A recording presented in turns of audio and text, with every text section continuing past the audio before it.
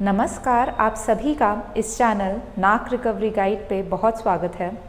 इस चैनल के द्वारा हम यह समझने की कोशिश करते हैं कि रिलेशनशिप्स को थोड़ा लॉजिकली कैसे समझा जाए और नार्सिसिस्टिक और टॉक्सिक अब्यूजिव जैसे रिलेशनशिप से कैसे बचा जाए।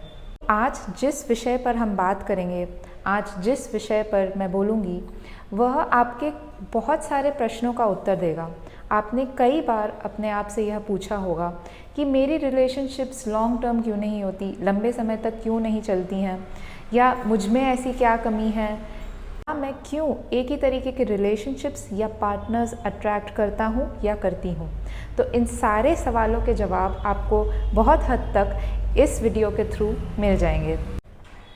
इस वीडियो को आगे तक ज़रूर देखिए। तो आज हम बात करेंगे अटैचमेंट स्टाइल्स के ऊपर। अब अटैचमेंट स्टाइल क्या होती हैं? तो हर शख्स की एक पर्सनालिटी होती है अपने साथ, इंडिविजुअल पर्सनालिटी, और वही पर्सनालिटी वो थोड़े चेंजेस के साथ कैरी करते हैं जब वो एक रिलेशनशिप में आते हैं। तो अब अटैचमेंट स्टाइल्स को आप ऐसा समझिए कि आपका बिहेवियर, आपकी पर्सनालिटी कैसी होती है जब आप रिलेशनशिप में होते हैं। तो चलिए शुरू करते हैं। तो पहली जो अटैचमेंट स्टाइल है वह है सिक्योर अटैचमेंट स्टाइल। सिक्योर का क्या मतलब है? सुरक्षित।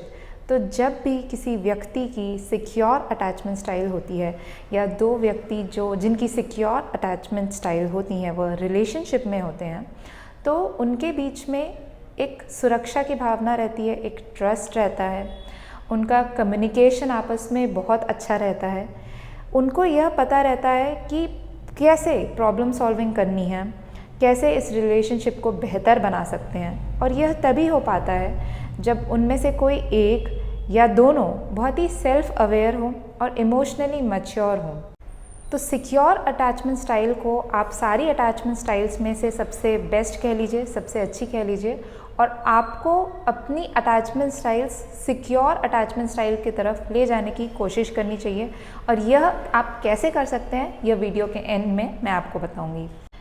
जैसे सिक्योर अटैचमेंट स्टाइल की अगर हम बात करें, तो अगर किसी एक पार्टनर को किसी काम की वजह से या किसी और वजह से कहीं बाहर जाना पड़ रहा हो, या फिर वह फ़ोन नहीं उठा रहे हों, तो जो उनके पार्टनर हैं उनमें इतनी अंडरस्टैंडिंग होती है कि वह उनको बार बार कॉल ना करें, मैसेज ना करें, और एंग्शियस ना हो, ये जानने की कोशिश ना करें कि वो कैसे हैं, वो कहीं किसी और के साथ तो नहीं हैं।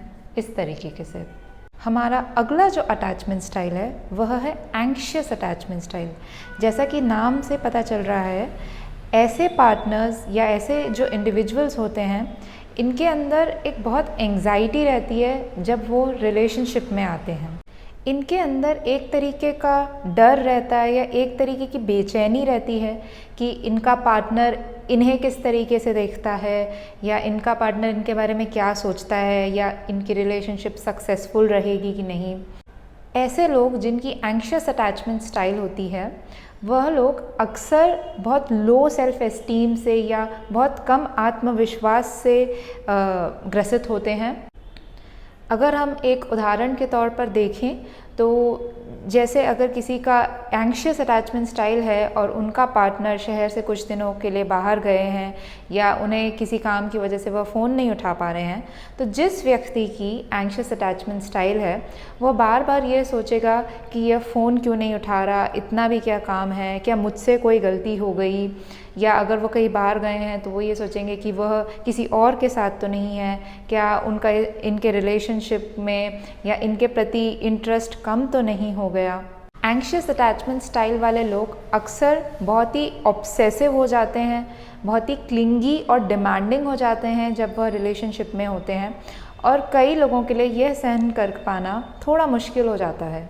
एंग्शियस अटैचमेंट स्टाइल वाले लोग ही अक्सर टॉक्सिक, अब्यूजिव और नार्सिसिस्टिक रिलेशनशिप्स के शिकार होते हैं, क्योंकि इन्हें अपनी बाउंड्रीज ड्रॉ करना और अपनी बाउंड्रीज पे स्टिक करना नहीं आता है। तीसरी जो अटैचमेंट स्टाइल है वह है dismissive avoidant type of attachment style. इसमें यह होता है कि जो ऐसे इंसान होते हैं जिनकी डिसमिसिव अवॉइडेंट टाइप की अटैचमेंट स्टाइल होती है, वह अक्सर खुद में रहना पसंद करते हैं, सेल्फ सफिशिएंट होते हैं, इंडिपेंडेंट होते हैं, उन्हें रिलेशनशिप की जनरली नीड नहीं होती है। तो जैसा कि यह नाम है अवॉइडेंस, इसका मतलब यह है कि ऐसे जो व्यक्ति हैं वह एक इमोशनल कनेक्शन को, एक इमोशनल इंटीमेसी को रिलेशनशिप में अवॉइड करते हैं। ऐसे व्यक्ति अधिकतर जो होते हैं वो बहुत सेल्फ डिपेंडेंट होते हैं, इंडिपेंडेंट होते हैं। इन्हें एज सच रिलेशनशिप की ज़रूरत नहीं होती है। ऐसे लोग अक्सर मैनिपुलेटिव भी हो सकते हैं और नार्सिसिस्ट और टॉक्सिक रिलेशनशिप में अधिकतर ऐसे ही लोग पाए जाते हैं। उसी उदाहरण को दोहराते हुए, अगर इनके पार्टनर को किसी काम से बाहर जाना पड़ता है या फ़ोन नहीं उठाते हैं तो यह लोग मैनिपुलेशन स्टार्ट कर देते हैं। उस केस में अक्सर ऐसे लोग अपने पार्टनर्स को इमोशनली हर्ट करते हैं। आखिरी अटैचमेंट स्टाइल जो है वह है फियरफुल अवॉइडेंट अटैचमेंट स्टाइल। यह भी एक तरीके का अवॉइडेंट अटैचमेंट स्टाइल है, बट इसमें जो व्यक्ति है वह रिलेशनशिप में आने से ही डरते हैं। वह हो सकता है किसी व्यक्ति को पसंद ज़रूर करते हों, बट उन्हें यह डर रहता है कि अगर वह रिलेशनशिप में आएंगे तो उन्हें नुकसान होगा या वह इमोशनली हर्ट होंगे। ऐसे लोग बहुत ही एक्सट्रीमिस्ट होते हैं, बहुत ही हाईज और लोज एक्सपीरियंस करते हैं अपने रिलेशनशिप में। कभी बहुत ज़्यादा खुश होंगे, कभी बहुत ज़्यादा दुखी होंगे। तो हम इस वीडियो के अंत में आ चुके हैं और आशा करती हूँ कि आपको अब समझ में आ गया होगा कि आपका कैसा अटैचमेंट स्टाइल है। सिक्योर अटैचमेंट स्टाइल सबसे अच्छा है आपकी रिलेशनशिप्स के लिए। तो हमें यह कोशिश करनी चाहिए कि हम अपना attachment style secure attachment style की तरफ लेके जाएं। हमें यह कोशिश करनी चाहिए कि हम एक सिक्योर अटैचमेंट स्टाइल को प्रैक्टिस करें अपनी रिलेशनशिप्स में। और यह हम कैसे कर सकते हैं? हम ऐसे कर सकते हैं कि हम थोड़े सेल्फ अवेयर हों, हम पता लगाएं कि हमारी किस तरीके की अटैचमेंट स्टाइल है, हम उसे एक्सेप्ट करें और इम्प्रूव करने की दिन ब दिन कोशिश करें। उदाहरण के तौर पर, जैसे अगर आपकी एंग्शियस अटैचमेंट स्टाइल है और अगर आपको यह लगता है कि आपके पार्टनर आपको वक्त नहीं देते हैं या आपको वह छोड़ देंगे, तो आपको खुद से यह कहना चाहिए कि आप पूरी कोशिश कर रहे हैं इस रिलेशनशिप में एफर्ट्स डालने की और आपके पार्टनर भी पूरी कोशिश कर रहे हैं, तो क्यों ना उन्हें थोड़ा वक्त दें। तो आई होप आपके काफ़ी कुछ डाउट्स और क्वेश्चंस क्लियर हो गए होंगे। अगर आपको कोई और डाउट है तो आप ज़रूर इस वीडियो पे कमेंट कर सकते हैं या मेरे चैनल को इंस्टाग्राम पे भी फॉलो कर सकते हैं। इस वीडियो को लाइक करिए, मेरे चैनल को सब्सक्राइब करिए और शेयर करिए उन लोगों के साथ जिन्हें आपको लगता है इस वीडियो को देखने की ज़रूरत हो। अंत में बस इतना ही कहूँगी कि खुद को समझिए और हमेशा खुद को एक बेहतर इंसान बनाने की कोशिश करिए।